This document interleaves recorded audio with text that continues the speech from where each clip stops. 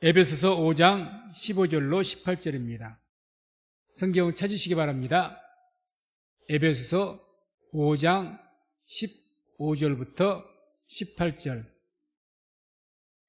에베소서 5장 15절로 18절을 찾으시기 바랍니다. 함께 말씀을 합독합니다. 그런즉 너희가 어떻게 행할 것을 자세히 주의하여 지혜 없는 자같이 말고 오직 지혜 있는 자같이 하여 세월을 아끼라. 때가 악하니라. 그러므로 어리석은 자가 되지 말고 오직 주의 뜻이 무엇인가 이해하라. 술 취하지 말라. 이는 방탕한 것이니 오직 성령의 충만을 받으라. 아멘. 말씀 듣기 전에 또 믿음으로 고백하고 인사합니다. 하나님의 때가 되었습니다. 좌우에 보고 또 고백하며 인사합니다. 하나님의 구원을 바라봅시다. 하나님의 구원을 바라봅시다. 믿음으로 하나님의 때를 바라보시고 믿음으로 하나님의 구원을 볼 수 있는 우리 성민교회 모든 성도님 되시기를 주의 이름으로 축원을 드립니다. 아멘. 오늘은 성령 강림 주일입니다. 이 성령 강림을 통해서 2000년 전에 있었던 오순절날 성령 강림을 통해서 교회가 탄생이 되어졌다고 말을 합니다. 그러죠. 최초로 성령이 충만하게 되어서 거기 120명의 그 주의 제자들이 성령 충만함 받고 그 기사와 표적이 나타나고 하나님의 성령 충만함을 통해서 교회가 생겨난 겁니다. 그래서 처음에 3,000명이 세례받고 회개하였고 그 다음에 5,000명이 세례받고 회개를 했다고 합니다. 아무튼 성령 충만 받으면 놀라운 역사가 있는 것을 볼 수가 있습니다. 자, 이렇게 한번 생각해 봅시다. 오늘날 3,000명이 회개하고 그런 교회를 이루려면 어떤 역사가 일어나야 될까요? 상상이 가지 않죠. 상상이. 그런데 성경에는 초대교회에 그런 일이 있었다고 이야기합니다. 5,000명이 또 회개했답니다. 당시 역사학자들에 의하면 당시에 3,000명, 5,000명은 남자의 수만 그것도 헤아린 것이다. 이렇게 말을 하니까 어마어마한 숫자죠. 어떻게 갑자기 그런 일이 있을 수가 있겠는가. 더군다나 유대인들은 예루살렘에서 그런 일이 일어났으니까 유대인들은 어떤 사람들입니까? 예수님을 대적에서 십자가 못 박아 죽였던 사람들 아닙니까? 그리고 지금 정부가 어떤 일을 하고 있습니까? 예수 믿는 제자들을 추적해서 색출해서 체포하려고 하는 그런 상황이 있었습니다. 그런 가운데 하나님의 성령이 충만한 역사가 일어나니까 그런 놀라운 역사들, 바로 얼마 전에 예수님을 불과 몇 개월 전에 십자가에 못 박아 죽이라고 외쳤던 자들이 회개하고 돌아온 겁니다. 그게 성령 충만의 역사입니다. 그래서 오늘은 오직 성령의 충만을 받으라. 우리가 살아가면서 여러 가지 문제 있습니다. 답답한 일도 많습니다. 앞이 안 보일 때도 많습니다.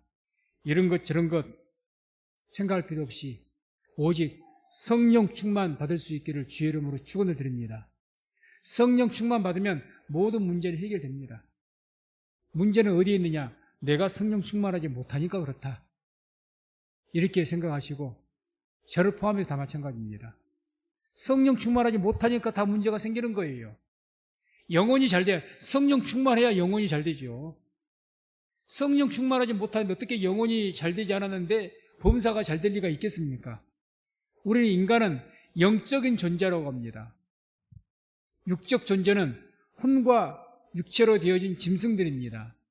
이 짐승들은 음식만 잘 먹고 아픈 데만 없으면요 살아가는데 문제 없습니다. 짐승이 자살하는 예는 없습니다. 오직 인간만이 자살을 합니다. 인간만이 고뇌 가운데. 인간은 영과 혼과 육으로 되어 있어서 영적 존재라고 일컫습니다. 영적 존재는 영적인 하나님의 생명, 하나님의 영을 공급받지 않으면 아무리 삶 속에 육적인 것이 채워져도 공고할 수밖에 없습니다. 그래서 스스로 목숨을 끊는 거예요. 그래서 바꿔 말하면 우리의 영이 하나님의 성령을 통해서 충만함을 입으면 모든 것은 다 해결되고 항상 기뻐하라고 말씀하신 것처럼 항상 기쁨이 넘쳐날 줄을 믿습니다. 그래서 우리 성육교회 우리 성도님들 오직 지금이 성령 강림절입니다. 성령의 충만한 은혜를 입을 수 있는 그런 복된 주일 되기를 주의 이름으로 축원을 드립니다. 자, 오늘 말씀을 내용은 때가 악하니 성령 충만을 받으라, 이런 권면의 내용입니다. 때가 악하니까.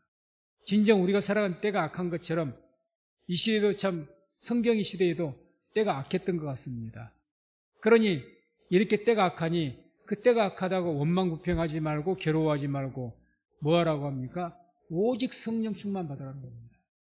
그게 답이라는 거죠. 그게 답이다. 뭐 이렇게 저렇게 말할 것 없다. 오직 성령 충만 받아라. 왜 그렇게 어렵고 힘들고 그렇게 살아가느냐? 왜 그렇게 되었느냐? 성령 충만함 입지 못하고 있기 때문이라는 거죠. 내 영혼이 잘 되어 있지 않으니까 성령 충만해서 영혼이 잘 되어 있어야 되는데, 네 영이 빛을 발해야 되는데 빛이 너무 약하니까 네 삶이 어두운 것이다. 그래서 어떻게 해서든지 우리는 성령의 충만함을 입어야 될 줄로 믿습니다. 이걸 위해서 우리가 기도해야 되고 이것을 위해서 예배를 드리고 그렇게 해야 되는 겁니다.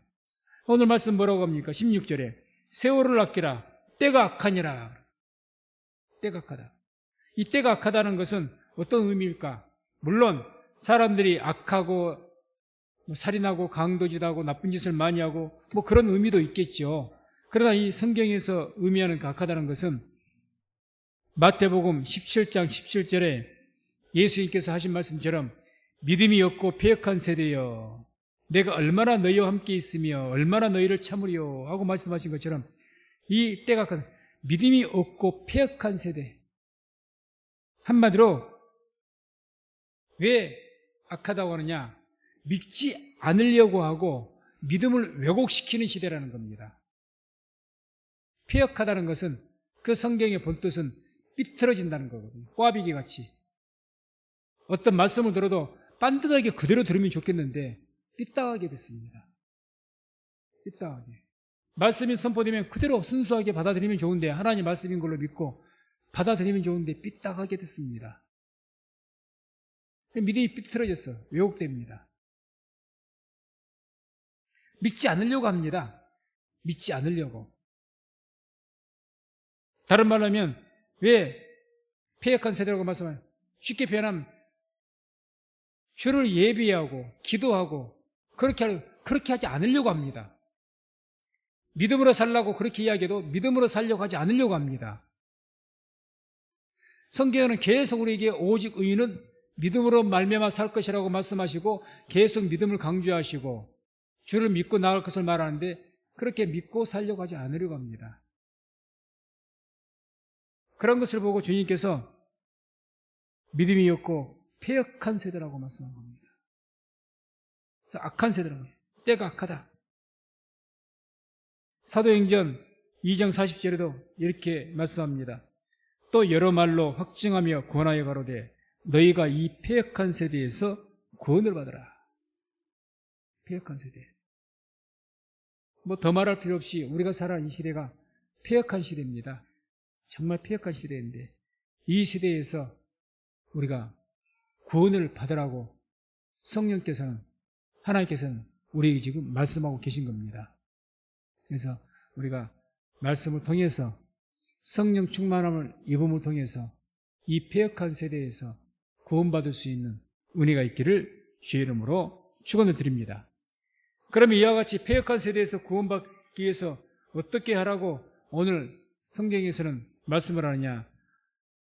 지혜롭게 행하라고 권면합니다. 지혜롭게. 15절을 한번 보겠습니다. 15절 함께 말씀 함께 합독합니다. 그런즉 너희가 어떻게 행할 것을 자세히 주의하여 지혜 없는 자 같지 말고 오직 지혜 있는 자같이 하여. 아멘. 이렇게 패역한 세대니까, 악한 세대니까 어떻게 행하라고 합니까? 지혜롭게 행하라 이렇게 말씀합니다. 자, 너희는 지혜롭게 행하라. 어떻게 살아가는 것이 지혜롭게 행하는 것일까요? 성경에서 말하는 그 지혜라는 것은 우리가 흔히 생각하는 머리가 영리한 것을 말하지 않습니다. 다른 이야기예요. 이 말씀도 다른 이야기입니다. 예수님께서 제자들을 파송을 시키면서 하신 말씀이 있습니다. 마태복음 10장 16절 같이 한번 합독합니다. 보라, 내가 너희를 보냄이 양을 이리 가운데 보냄과 같도다. 그러므로 너희는 뱀같이 지혜롭고 비둘기같이 순결하라. 아멘. 너희를 보냄이 양을 이리 가운데 보냄과 같다. 그만큼 시대가 악하다 그 말입니다.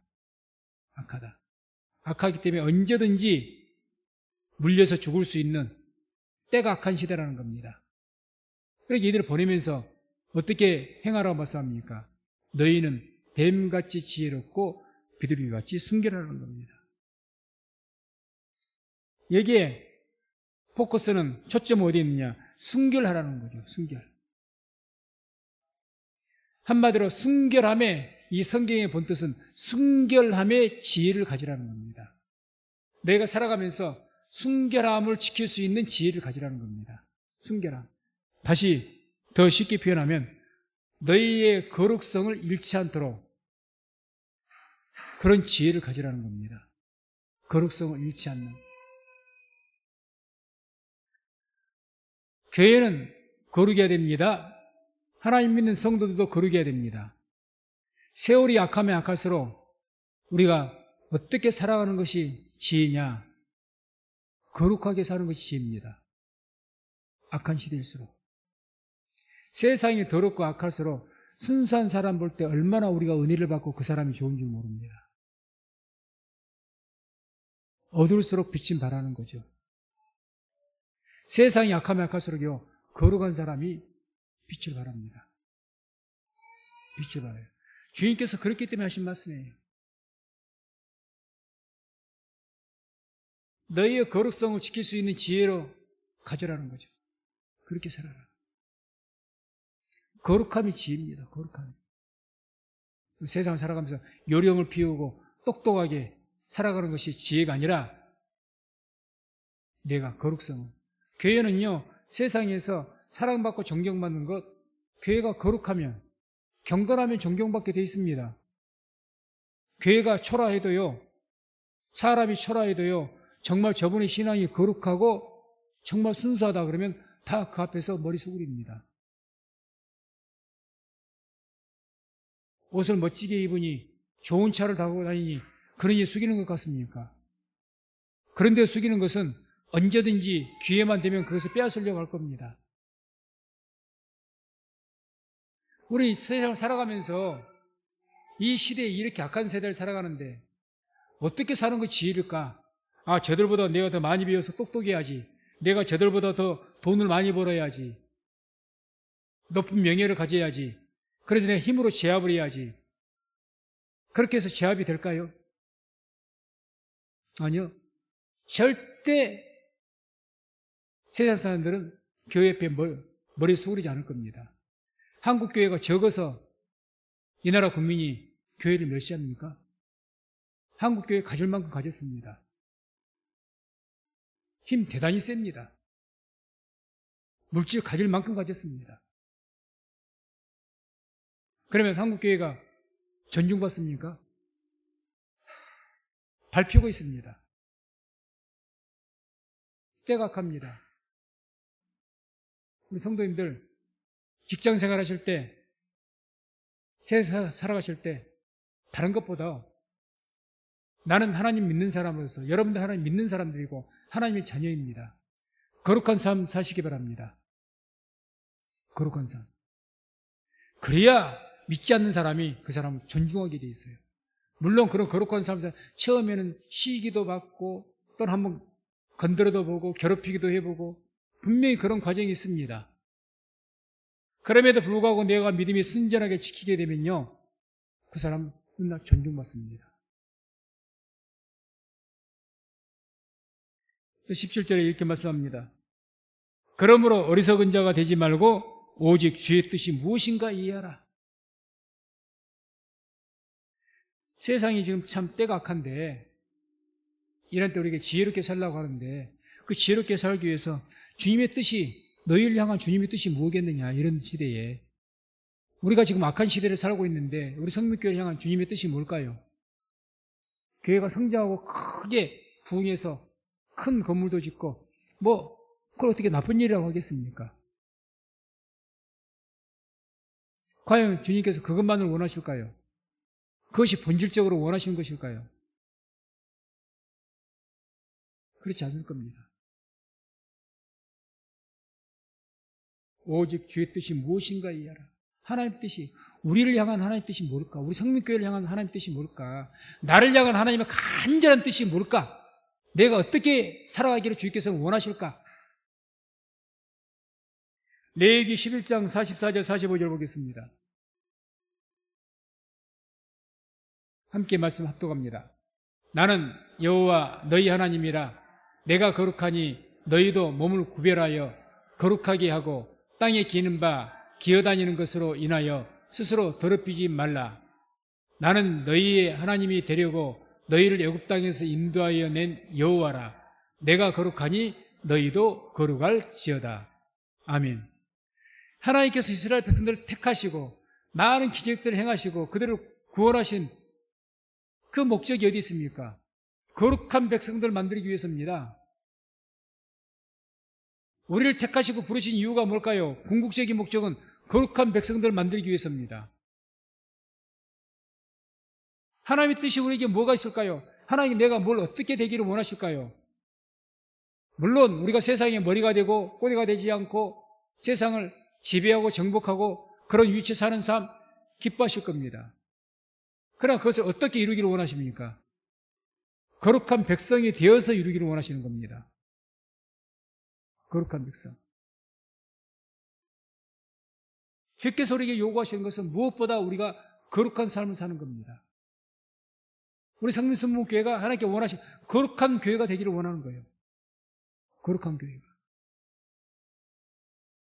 레위기 20장 26절도 너희는 내게 거룩할지어다. 이는 나 여호와가 거룩하고 내가 또 너희로 나의 소유를 삼으려고 너희를 만민 중에서 구별하였음이니라.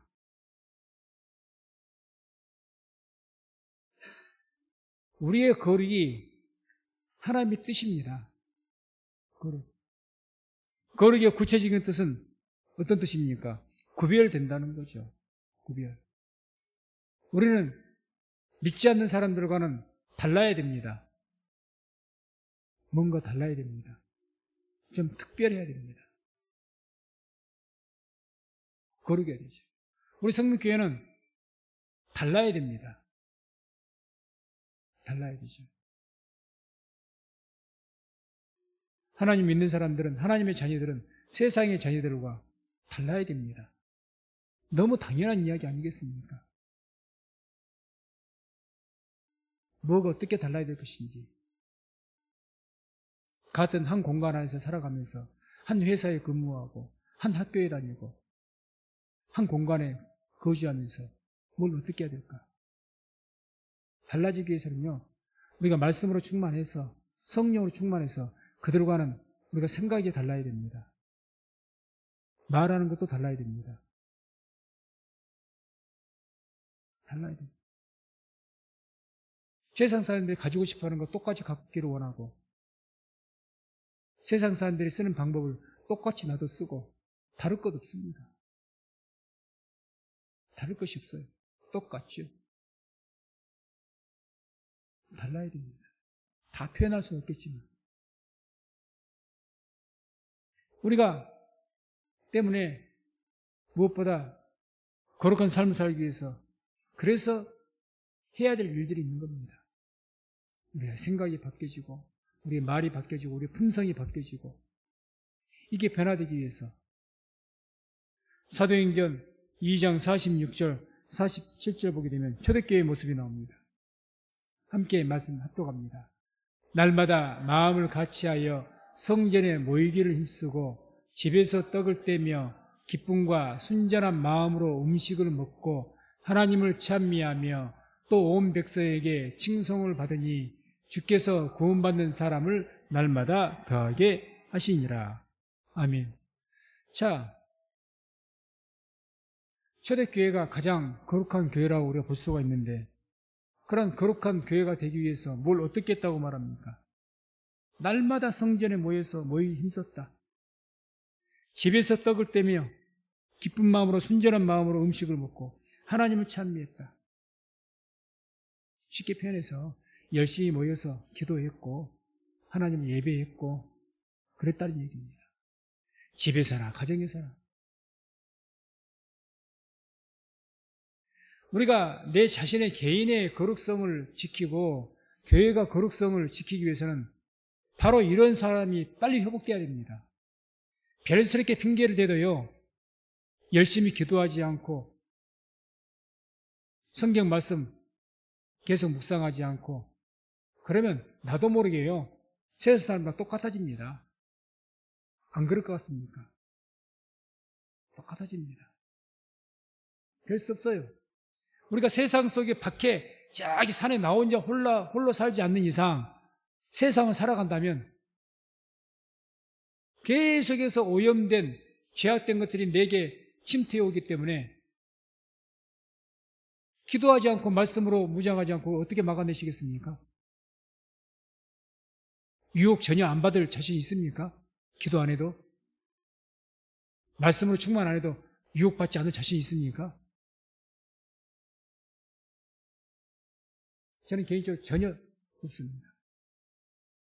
저는 만약에 목사일지라도 하나님의 은혜가 없고 그런 삶을 살지 않는다면 아마 정말 신속하게 부패가 될 겁니다. 얼마나 약한지 몰라요. 어떻게 해서든지 우리가 거룩함을 지키기 위해서는 열심히 기도해야 되고 또 매일같이 말씀 묵상해야 되고 그렇게 해야 될 줄로 믿습니다. 너무 잘나는 것이지만 너무 잘하면서 제일 잘 행하지 않는 거죠. 산수 문제와 같습니다. 유치원생 문제 수준이죠. 이것은 몰라서 하지 않는 것이 아니라 패역한 세대라고 말씀한 것처럼 알지만 안 하는 거죠. 그게 패역한 겁니다. 믿음이 없고 패역한 세대예요. 아니, 기도하면 된다는 것, 기도하는 것이 당연하다는 것, 그거 모르십니까? 없을걸요? 예배 드릴 때 예배 드려야 된다는 것, 그거 모르십니까? 모르시면 없을걸요? 말씀 매일같이 묵상해야 된다, 그거 모르십니까? 없을걸요? 몰라서 안 하는 것이 아니라 안 하는 거죠. 그걸 보고 악하다는 겁니다. 패역하다는 겁니다. 믿지 않으려고 한다는 겁니다. 믿지 않아요. 그렇게 해서는 결코 성령 충만 받을 수가 없죠. 될 수가 없는 겁니다. 자, 이와 같이 날마다 마음을 같이 성전에 모이기를 힘써서 기도하고 집에서도 또 가정에서도 말씀으로 나누고 우리 같으면 가정 예배를 드리고 하나님을 찬미하니까 그 결과가 어떻게 나옵니까? 47절에 온 백성에게 칭송을 받으니 주께서 구원받는 사람을 날마다 더하게 하시니라. 그 결과입니다. 교회가 선교일을 많이 했더니 이웃을 많이 도와줬더니 이렇게 했더라, 그런 말씀은 없습니다. 물론 우리가 구제도 하고 많은 일들을 해야 되겠죠. 그러니까 많은 백성이 칭송하고 하나님께서 날마다 구원받는 무리수를 더했더라, 이 말씀, 그런 말씀 없어요. 여기 말씀 뭐라고? 단지 그거죠. 거룩한 삶을 살기 위해서 모이기 힘써서 기도하고 말씀 묵상하고 하나님을 찬미하며 살았더니 이게 뭐 세상 사람들에게 무슨 관계가 있는 일이겠습니까? 관계없잖아요. 관계가 없죠. 자기들 뭐 돈을 준 것도 아니고, 자기들이 어떤 편리를 봐준 것도 아니고, 아니, 우리들끼리 모여서 잘한 거라고, 우리들끼리 모여서. 믿는 사람, 우리들끼리 모여서 열심히 예배하고 기도하고 했더니, 결과가 칭송이더라. 칭송이더라. 이번에 우리 교회 보수 공사하면서도 어떻게 보면 우리 교회 공사입니다. 그냥 우리들끼리 열심히 믿음으로 기도하면서 헌신하고 봉사한 겁니다. 근데 주위 마을 주민들이 어떻던가요? 얼마나 반응이 좋은지 모릅니다. 우리가 그분들에게 무슨 특별하게 뭘 드렸습니까? 아니잖아요. 교회가 세상 사람들에게 칭찬받고 칭송받는 것은요, 다른 데 있는 것이 아닙니다.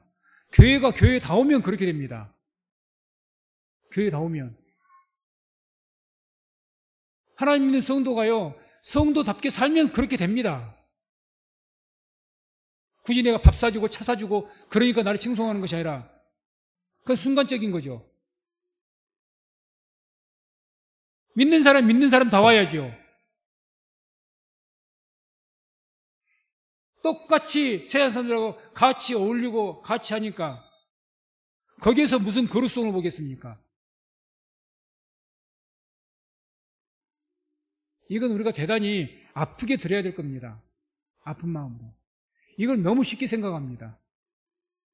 너무 쉽게 생각해요.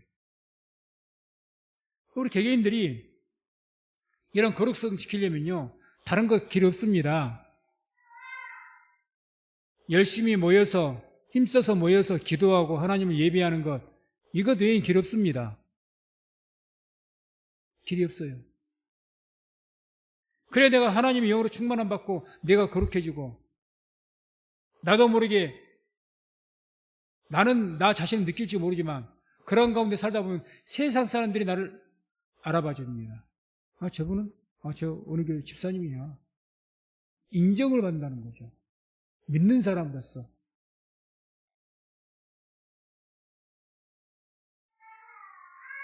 세상 사람들이 자꾸 나 좋다고 불러대면요, 부끄러운 일입니다. 왜 나를 좋다고 친하다고 믿지 않는 사람들이 제가 막 나를 좋다고 자꾸 불러드리고 내가 인기가 좋으니까 성경은 어떻게 말합니까? 내가 하나님의 나라, 하나님 교회에서도 칭찬받고 세상에서 칭찬받으면 하나님의 저주가 있을 거라고. 모든 사람에게 칭찬받으려고 하지 마십시오. 하나님에게 칭찬받고 하나님의 거룩한 백성들에게 교회에서 칭찬받으면 그거로 족하시기 바랍니다. 교회에서도 칭찬받고 세상 사람들 칭찬받기를 원합니까? 예수님 그걸 저주한다고 그러셨다니까요. 저주가 있을지어다 그랬습니다. 믿지 않는 사람 나 자꾸 불러대니까 어떤 몸이 와 당신 없으면 안 돼. 그런 일입니다. 우리가 믿는 사람을 믿지 않는 사람을 좀 경외할 수 있는, 조금 거부가, 나쁘게 표현하면 거부한 것이고, 그런 모습이 있어야 돼요. 저 사람 나하고 뭔가 다르기 때문에 말하기도 조금 어렵고, 뭔가 저 가까이, 저 사람 나쁜 사람은 아니고 나를 해이한 것은 아니지만 뭔가가 조금 어려운 사람, 이런 사람이 돼야 됩니다. 아멘. 그렇게 돼야죠. 우리가 거룩성을 잃어버리면요, 교회는 세상의 지팔피입니다. 그걸 예수님께서 경고했습니다. 마태복음 5장 13절을 보면 이런 말씀이 나옵니다. 너희는 세상의 소금이니 소금이 만일 그 맛을 잃으면 무엇으로 짜게 하리요? 후에는 아무 쓸데없어 다만 박혀버리고 사람에게 밟힐 뿐이니라. 소금이 맛 잃으면 버려버리죠. 교회의 맛은 거룩성이 있는 겁니다. 교회 하나님 믿는 사람들 뭔가 저 사람도 우리하고 좀 사랑을 다른 것 같아 생각하는 것이나 달라야죠.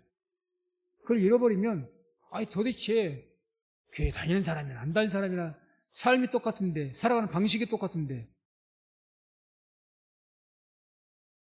거기에 무슨 뭐 거룩한 성도가 어디가 있어요?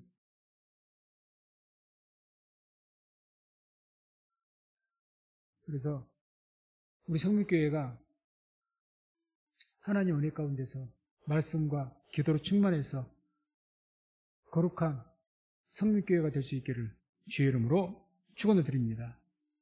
그래야만 거룩한 교회가 돼야만 거룩한 성도가 돼야만 비로소 성령 충만이라는 게 임하는 겁니다. 성령 충만은 성령께서 언제 충만해지느냐? 교회가 거룩성을 잃지 않고 거룩함을 지켰을 때 충만해지는 겁니다. 교회가 거룩하지 않는데 충만해질 수 있겠습니까? 내가 거룩하지 않는데, 거룩한 삶을 살지 않는데 거룩한 성령께서 내 안에서 충만해지겠습니까? 성경의 표현대로 내가 거룩한 삶을 살지 못하면 근심하시든지 소멸되든지 둘 중에 하나겠죠. 오늘 말씀은 때가 악하다고 경고를 합니다. 정말 때가 악합니다.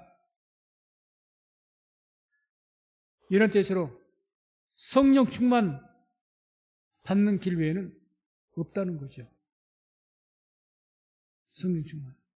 그래서 18절에 술 취하지 말라.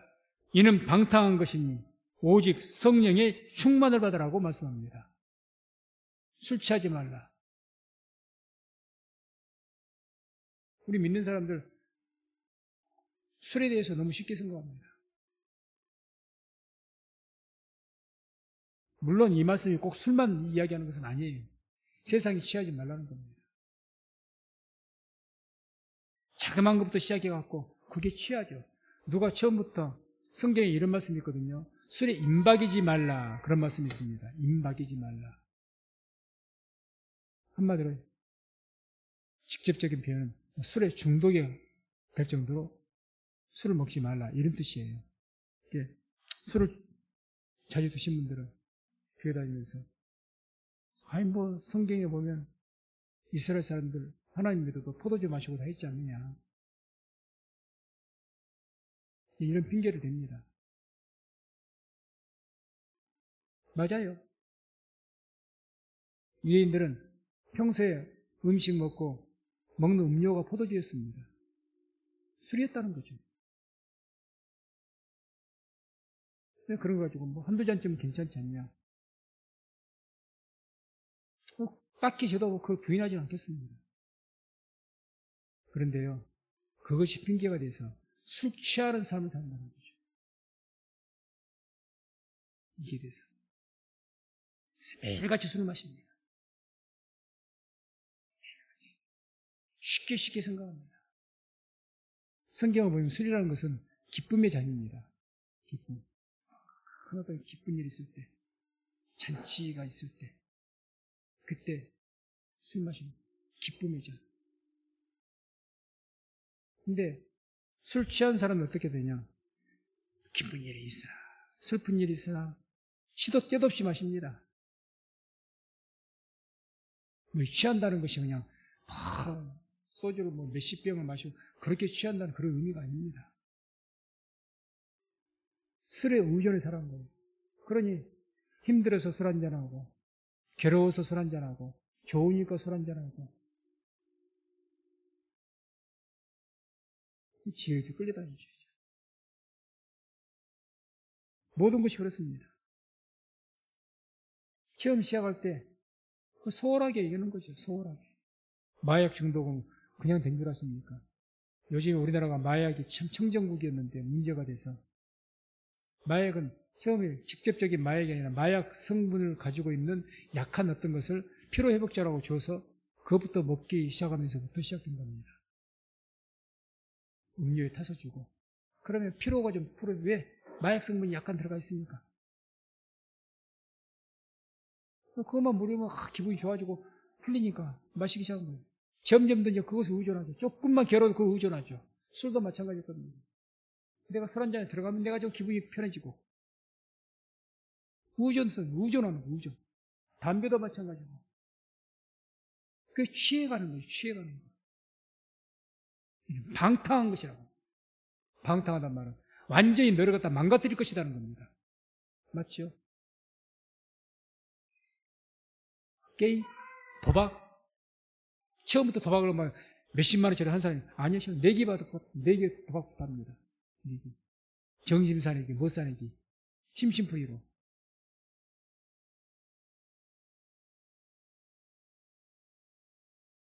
말씀을 때로는 무섭게 들어야 됩니다.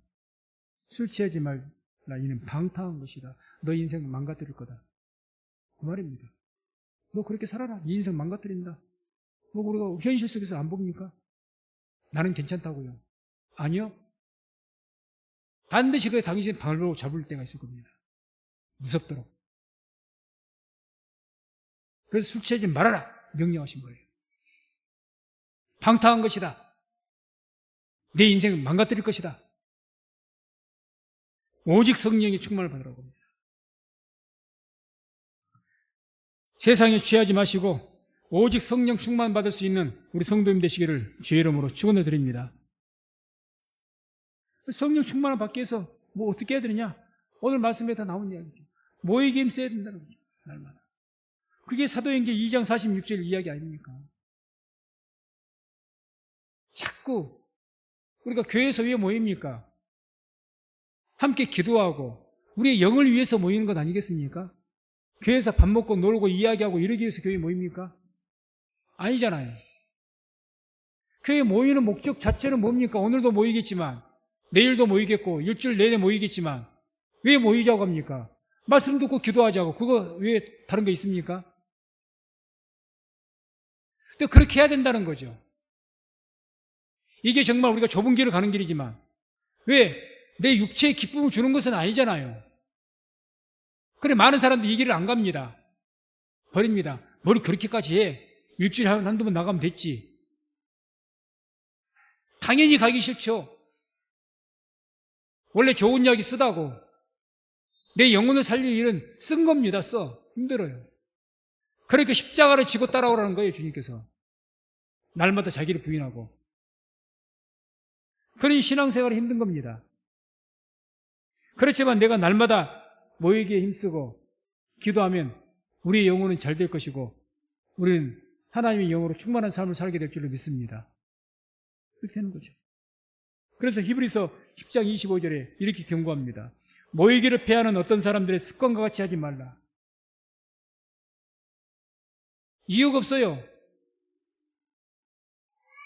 자꾸 모이기를 패하고 안 모이려고 해요. 부득이한 사정이 있으면 별 수가 없겠지만 자꾸 모이기를. 지금 시대가 그러지 않습니까? 계속 한국교회 모임들이 새벽기도 없어진 교회는 많고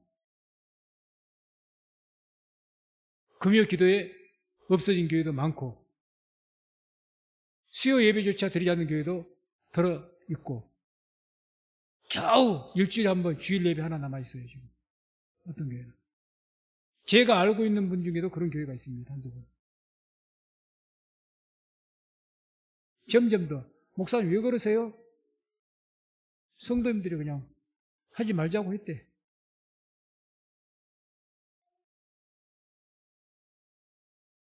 하기 싫죠.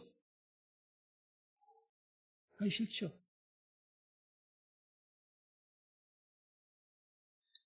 성령 충만 받으려면요 말씀 받고 교제하고 기도에 힘써야 됩니다. 이거 외에는 답 없습니다. 그래서 사도행전 1장 14절도 여자들과 예수의 모친 마리아와 예수의 아우들로 더불어 마음을 같이하여 저녁 기도에 힘썼다고 합니다.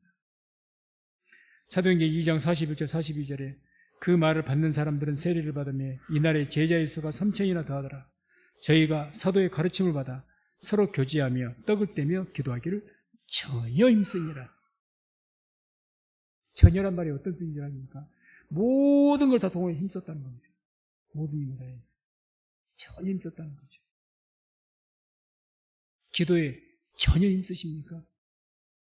기도는요 모이는 것이나 기도하는 것이나 힘쓰지 않으면 안 되는 일입니다.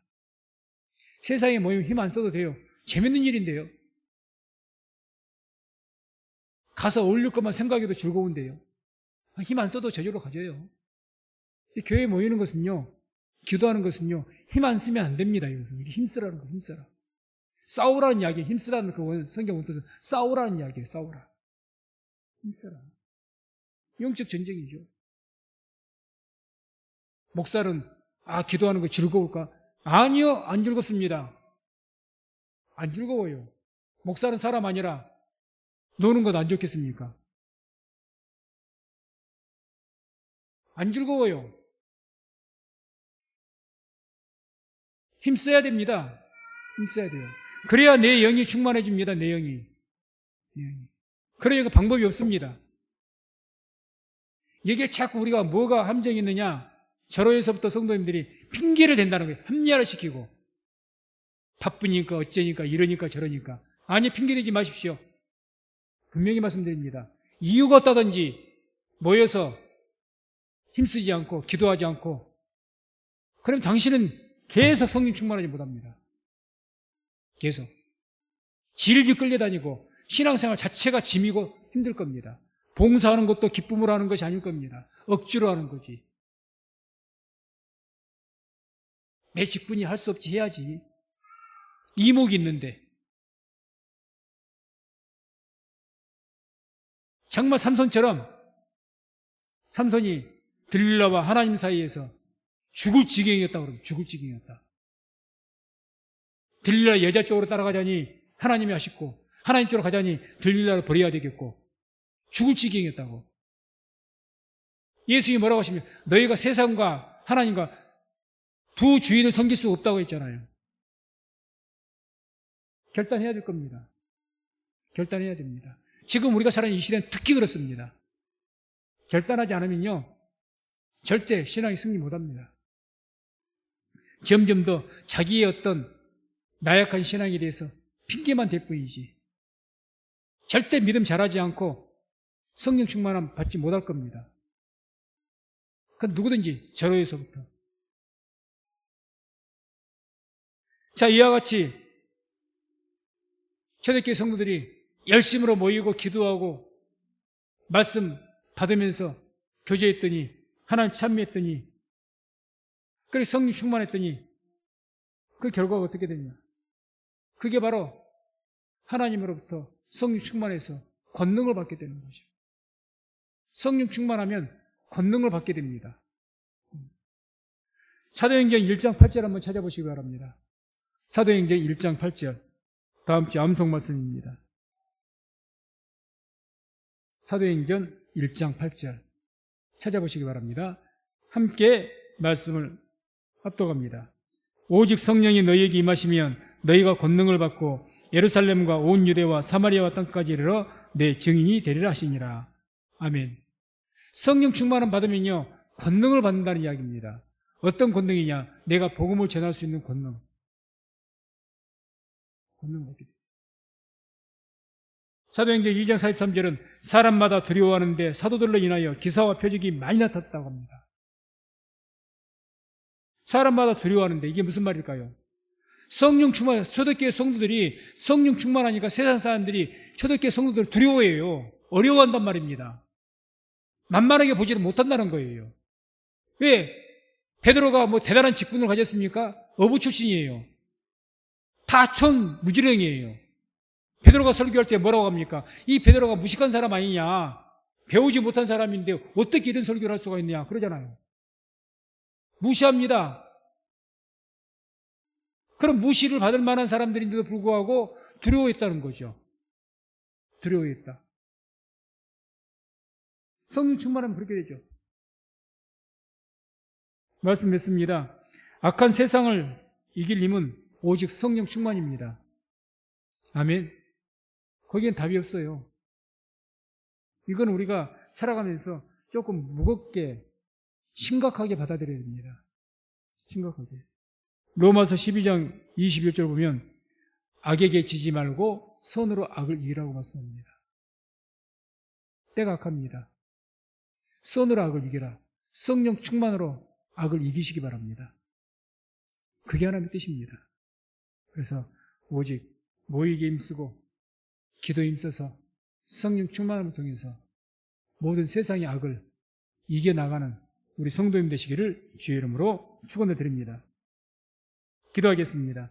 하나님 감사합니다.